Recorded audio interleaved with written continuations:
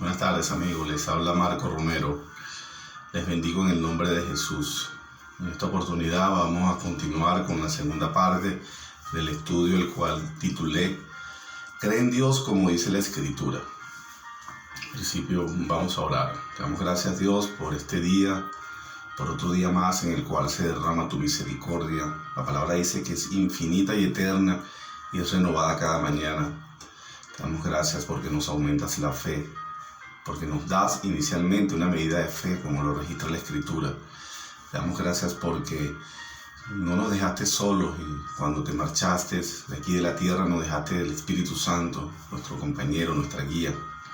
Te damos gracias porque ese sacrificio fue por amor, esa muerte indebida, esa muerte inmerecida en el madero, la cual nos da acceso a la vida eterna a través del perdón de pecados y nos da el privilegio de poder ser acepto ante usted, ser justificado pues de todo el pecado que mora en nosotros. Damos gracias por su palabra, la cual no regresa vacía, la cual corre veloz, la cual es viva y eficaz. Damos gracias por la iglesia, le damos gracias por los ángeles que nos guardan durante nuestro camino. Le damos gracias por esa fidelidad, porque usted no cambia, Señor, porque usted es fiel. Siendo nosotros infieles, usted sigue siendo fiel. Le damos gracias por que nos provee, porque es nuestro proveedor por excelencia. La palabra dice que usted suplirá todo lo que nos falte conforme a sus riquezas en gloria. Y día en día vamos experimentando esa gracia y ese favor. Pedimos perdón por todas nuestras transgresiones, nuestros pecados. Y le clamamos su presencia en este tiempo, tiempos difíciles, tiempos postreros. Y especialmente ahorita, para que sea usted, por medio de su Santo Espíritu, el que le dé orden, dirección y poder a esta palabra. En el nombre de Jesús, amén. Hermanos, en la vez anterior nos quedamos en el punto de que cuando nos referimos a ese obrar que respalda nuestra fe, debe ser conforme a las Escrituras. Debe ser a lo que está estatuido en la palabra de Dios. No conforme a nuestra manera de pensar, no conforme a nuestra sabiduría, la cual es limitada y la cual no en todos los casos está alineada con lo que dice la palabra. Hay algunas personas que a veces en esa errada manera de pretender tener un conocimiento de una verdad dicen, bueno, yo creo en Dios, pero de esta manera. Dicen, no le hago mal a nadie. Es algo muy repetitivo. No robo, no asesino, no bebo, no consumo droga. Y nombran una serie de pecados, pretendiendo ser personas buenas o pretendiendo ser personas santas, cuando hasta el propio Jesús dijo que nadie era bueno, ni siquiera Él se catalogaba como bueno, sino el Padre es el único bueno, según la palabra. Pero al final del día resulta que salvo Jesús aquí en la tierra, todos hemos pecado, todos somos pecadores.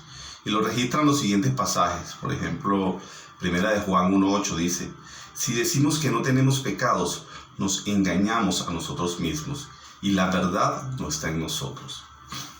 Romanos 3:23 dice, por cuanto todos pecaron y están destituidos de la gloria de Dios. Romanos 5:12 dice, por tanto, como el pecado entró en el mundo por un hombre, y por el pecado la muerte, así la muerte pasó a todos los hombres, por cuanto todos pecaron. El Salmo 51:5, David dijo, ese famoso salmo, he aquí en maldad he sido formado, y en pecado me concibió mi madre. La palabra dice que nosotros venimos con el pecado desde el vientre de nuestra madre. Veamos lo que dijo el propio apóstol Pablo, Romanos 7:24-25. Miserable de mí, el propio apóstol Pablo, miserable de mí, ¿quién me librará de este cuerpo de muerte?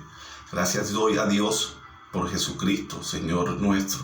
Así que yo mismo con la mente sirvo a la ley de Dios, mas con la carne sirvo a la ley del pecado. Veamos otro pasaje, son diversos pasajes que respaldan esto. Primera de Reyes 8:46 dice, si pecaren contra ti, porque no hay hombre que no peque, esto lo dijo Salomón, y estuvieres airado contra ellos y los entregares delante del enemigo, para que los cautive y lleve a tierra enemiga, sea lejos o cerca.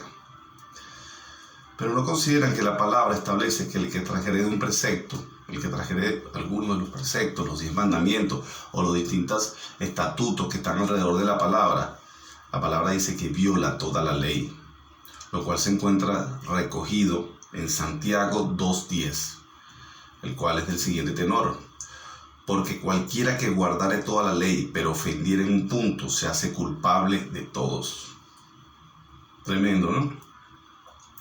Veamos, si la fe es creer, y ese creer, para que tenga eficacia, volvemos otra vez a reiterar, debe estar respaldado por obras, pero por buenas obras. Alrededor de toda la Escritura se repite lo importante y trascendental que son las buenas obras. Veamos lo que señala Tito 2:7. Presentándote tú en todo como ejemplo de buenas obras. Veamos lo que dice Apocalipsis 22:12. He aquí yo vengo pronto, y mi galardón conmigo, para recompensar a cada uno según sea su obra. Es un pasaje que nos da mucha esperanza. Y sabemos que la Biblia es la palabra de Dios. La Biblia ya de por sí, con todo lo que ha profetizado el Señor por medio de su Espíritu en ella, que se ha venido cumpliendo, da evidencia que es la palabra de Dios, porque son una cantidad importante, son más de 3.000 profecías, de las cuales buena parte de ellas se ha venido cumpliendo. Entonces Él viene pronto, estamos en tiempos finales, se están dando las señales del fin, estamos en tiempos postreros, tiempos peligrosos. Veamos lo que dice Eclesiastés 12:14, porque Dios traerá toda obra a juicio, juntamente con toda cosa encubierta, sea buena o sea mala. Ahí es donde yo siempre veo que son uno de los pasajes que respaldan que en el cielo la salvación, como ya lo sabemos, es por gracia, por ese sacrificio en el madero, el cual podemos asirnos de ello por medio de la fe, y esa fe respaldada en obras, como lo venimos reiterando en este estudio. En ese momento Él dice, traerá toda obra a juicio, toda obra, juntamente con toda cosa encubierta, con toda cosa que el hombre ha querido poner al margen de Dios, sea buena o sea mala. Entonces, el pasaje anterior dice, para recompensar a cada uno según sea su obra. Entonces ahí da una evidencia que Dios en ese momento, a nosotros, de acuerdo a nuestra manera de vivir, sea buena o sea menos buenas, nos va a galardonar. Va a haber, digamos que recompensas, va a haber, digamos que la palabra señala coronas, va a haber, a lo que siempre concluyo, que no todos vamos a tener el mismo rango, el mismo nivel jerárquico cuando lleguemos a su presencia. Por eso es que es importante esforzarse por medio de las buenas obras. Todo para la gloria de Dios al final, no con el ánimo de esperar nada a cambio, no con el ánimo de ser colocado en un determinado lugar, en una determinada posición, primeramente por adoración, por obediencia y por gratitud de que nos dio el privilegio de morar aquí en la tierra, peregrinar aquí en la tierra y poder morar con Él de manera infinita y eterna. Fíjense, se debe conocer la Escritura para poder creer según ella prevé. La palabra dice, cree en mí como dice la Escritura. Entonces, si dice que debemos creer, si la exhortación es que debemos creer como dice la Escritura, debemos conocer lo que dice la Escritura. Si no, ¿cómo vamos a saber en qué debemos creer o no creer? Se debe conocer primeramente, como se lo señalo. Veamos los siguientes pasajes que consagran la obligación de conocer la palabra. O sea, es otro de los distintos preceptos o mandatos que están alrededor de la palabra, que no se encuentran previstos en los 10 mandamientos. El crecer en el conocimiento, el conocer la voluntad de Dios. Si queremos hacer su voluntad, si queremos amarle, la palabra dice que si me amas, cumple los mandamientos. Si queremos amarle, debemos cumplir los mandamientos, y para poder cumplir todos sus estatutos, debemos conocerlos. Veamos lo que dice 2 de Pedro 3:18. Antes bien, creced en la gracia y el conocimiento de nuestro Señor y Salvador Jesucristo. Crecer en el conocimiento. Veamos Juan 5:39. Escudriñad las Escrituras, porque a vosotros os parece que en ella tenéis la vida eterna, y ellas son las que dan testimonio de mí. Ellas son las que dan evidencia, las que respaldan la existencia de Jesús. Josué 1:8 dice: nunca se apartará de tu boca este libro de la ley, sino que de día y de noche meditarás en él, de día y de noche meditarás en él, para que guardes y hagas conforme a todo lo que en él está escrito, porque entonces harás prosperar tu camino y todo te saldrá bien. Repito otra vez: medites de día y de noche en él, para que guardes y hagas conforme a todo lo que en él está escrito. Y después siempre Dios, como siempre, después de una exhortación nos da una promesa: porque entonces harás prosperar tu camino.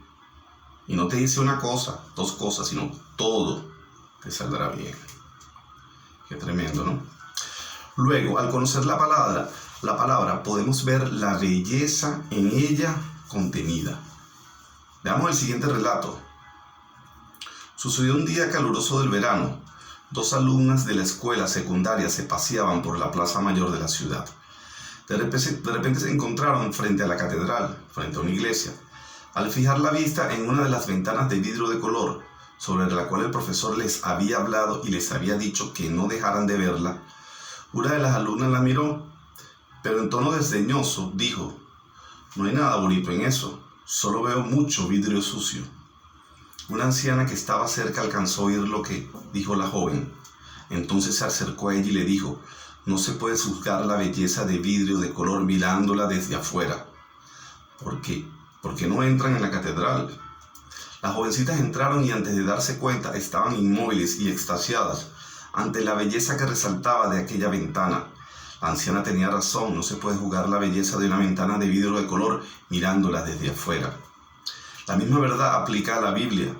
Si en realidad se quiere saber si la Biblia es la palabra de Dios, hay una sola manera de saberlo: entrar en ella y penetrar sus páginas. Todos los admirables argumentos, todas las pruebas lógicas, toda evidencia basada en estudios históricos no significan tanto como una lectura reverente del libro mismo. Finalmente, si nos encontramos fuera del libro, perdemos de vista la mayor prueba: el testimonio del Espíritu Santo mediante el poder de la palabra misma. En estos días veía un mensaje por una red social y decía que la Biblia es el único libro en donde el autor se encuentra presente cuando lo estamos leyendo. Qué tremendo, ¿no? Sabemos que el autor de la Biblia, el autor material, fueron 40 hombres escogidos por Dios, pero el autor intelectual es el Espíritu Santo. Bueno, hermanos, espero que le haya sido de provecho y de bendición, y los exhorten que no se dejen engañar. Conozcan por sus propios medios la palabra de Dios. Y si en algún momento hay métodos, hay estudios que te dan la técnica de cómo conocer la escritura, la hermenéutica, la homilética. Si quieren profundizar y conocer e interpretar un determinado pasaje, lo cual pudiera ser complejo. Sin embargo, el que les va a llevar a toda verdad, el que les va a dar luz, el que les va a dar iluminar lo ya revelado, es el Espíritu Santo. A Él es el que debemos acudir, a Él es el que debemos dirigirnos cuando tengamos duda sobre la interpretación de un determinado pasaje.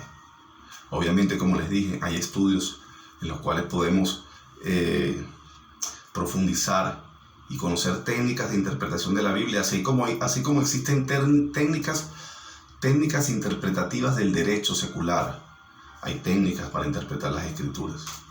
Los invito a que conozcan la palabra, que no se pierdan de ese privilegio, que no perezcan por el desconocimiento, que no perezcan por la ignorancia, que no anden repitiendo cuentos que repiten otras personas, que tengan su propia experiencia, su propia intimidad con Dios a través de su Santo Espíritu, el cual está presente en todo tiempo, para que vean la presencia del Señor, para que perciban la presencia de Dios, para que puedan sentir ese correr interior, como dice la palabra, de ríos de agua viva, que es el poder del Espíritu Santo.